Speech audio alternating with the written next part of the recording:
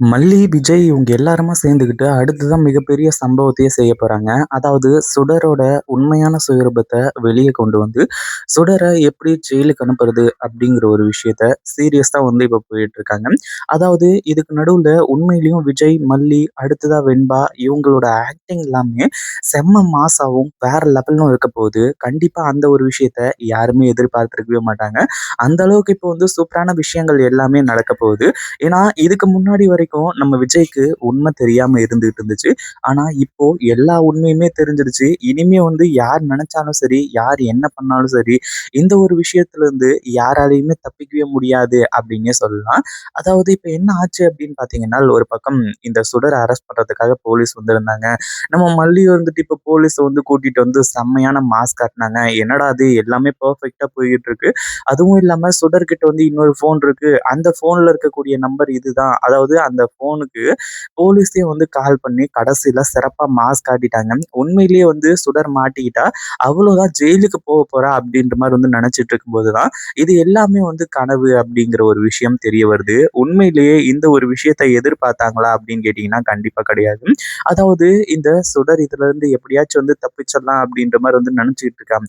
ஆனா மேலும் மேலும் வந்து மல்லிக்கு தெரிஞ்ச உண்மை எல்லாமே இப்போ இந்த ராஜேஸ்வரிக்கு தெரிஞ்சிருச்சு அப்படின்றதுனால மனசுக்குள்ள பல குழப்பங்கள் இருந்துச்சு. அதுவும் இல்லாம அந்த குழப்பம் எல்லாமா சேர்ந்து தான் வந்து இந்த சுடருக்கு ஒரு மிகப்பெரிய கனவா வந்துச்சு. அதாவது என்ன நடந்தாலும் சரி கண்டிப்பா வந்து இந்த மல்லி வந்து இத விடமாட்டா. அதாவது போலீஸ்லாம் வந்து அரெஸ்ட் பண்ற மாரி கனவு வருது அப்படின்னா, நம்ம வேலையா வந்து பிளான் பண்ண மாதிரி அந்த நகை, பணம், சொத்து இது மாரி வந்து எல்லாத்தையும் அடிச்சுட்டு இங்கிருந்து வந்து எஸ்கேப் ஆயிடணும் அப்படின்ற மாரி வந்து சொல்லி சுடர் பிளான் பண்ணிட்டு இருக்கா.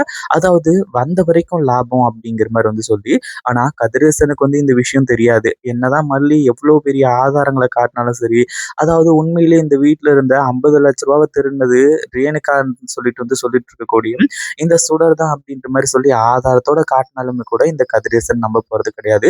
என்ன பண்றது? பட்டு அழிஞ்சு திருந்தனா தான் உண்டு அப்படின்ற மாரி ஒருத்தங்க சொல்லுவாங்க இல்லையா? அந்த மாரி வந்து இந்த கதிரேசனோட வேலை ஆகப்போகுது. ஆனா, அதே சமயத்துல இப்போ இப்படியெல்லாம் நடக்கும் அப்படின்னு உண்மையிலேயே எதிர்பார்க்கவே இல்ல அப்படின்னு தான் சொல்லணும்.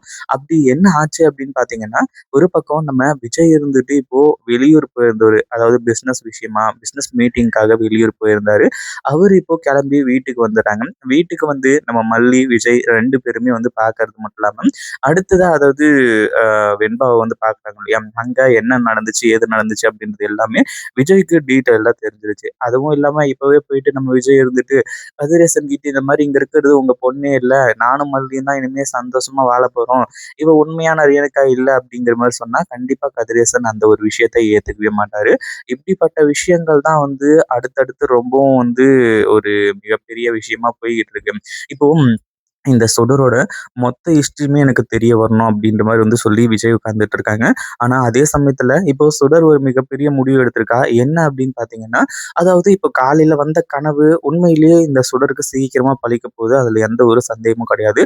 ஆனா அந்த கனவு வந்ததுக்கு அப்புறமா சுடர் என்ன யோசிச்சா, வேலையா வந்து நிஷா கிட்ட போயிட்டு, அந்த நகையெல்லாம் எங்க இருக்கு, என்ன ஏது அப்படிங்கிறத நம்ம வந்து தெரிஞ்சுக்கணும். அதாவது நகைய பத்தின விஷயங்கள நம்ம தெரிஞ்சுக்கணும். அப்படின்ற மாரி வந்து சொல்லி, இப்போ இந்த நிஷா கிட்ட சுடர் வந்து கேட்கறதுக்காக ரெடியா இருந்துட்டு இருக்கா. ஆனா, அதுக்குள்ளவே வந்து இப்படிப்பட்ட விஷயங்கள் நடக்கும். அதுவும் இல்லாம விஜய் இப்படி மாஸ் காட்டுவாரு அப்படின்னு இந்த சுடர் கொஞ்சம் கூட எதிர்பார்க்கவே இல்ல. என்ன நடந்துச்சு அப்படின்னு பார்த்தீங்கன்னா, ஒரு பக்கம் ஏற்கனவே இந்த கதிரேசன்லாம் ஒரு விஷயம் ஸ்ட்ரிக்ட்டா வந்து விஜய் கிட்ட சொல்லியிருந்தாங்க. இந்த மாரி அந்த மல்லிய வந்து அந்த வீட்ட விட்டு எப்ப தொரத்துறீங்களோ, அப்போ வந்து நீங்க என் பொண்ண கூட்டிட்டு போய் வச்சு வாழுங்க அப்படின்ற மாரி வந்து சொல்லியிருந்தாங்க. ஆனா, அப்பல்லாம் விஜய் ரொம்ப மொரண்டு புடிச்சாங்க. அதாவது எனக்கு வந்து ரேணுகா எப்படியோ அப்படிதான் எனக்கு மல்லி. மல்லியோட கழுத்துலயும் நான் தாலிய கட்டியிருக்கேன். அதாவது ரேணுகாவுக்காக என்னால மல்லியையும் விட முடியாது. மல்லிக்காக வந்து ரேணுகாவும் விட முடியாது அப்படிங்கிற மாரி சொல்லியிருந்தாங்க. ஆனா, இப்போ நம்ம மல்லி, விஜய், அடுத்ததா வெண்பா இவங்க எல்லாருமே மிகப்பெரிய ஒரு சம்பவத்த செய்யறதுக்காக இங்க ஒரு சபதம் எடுத்திருக்காங்க.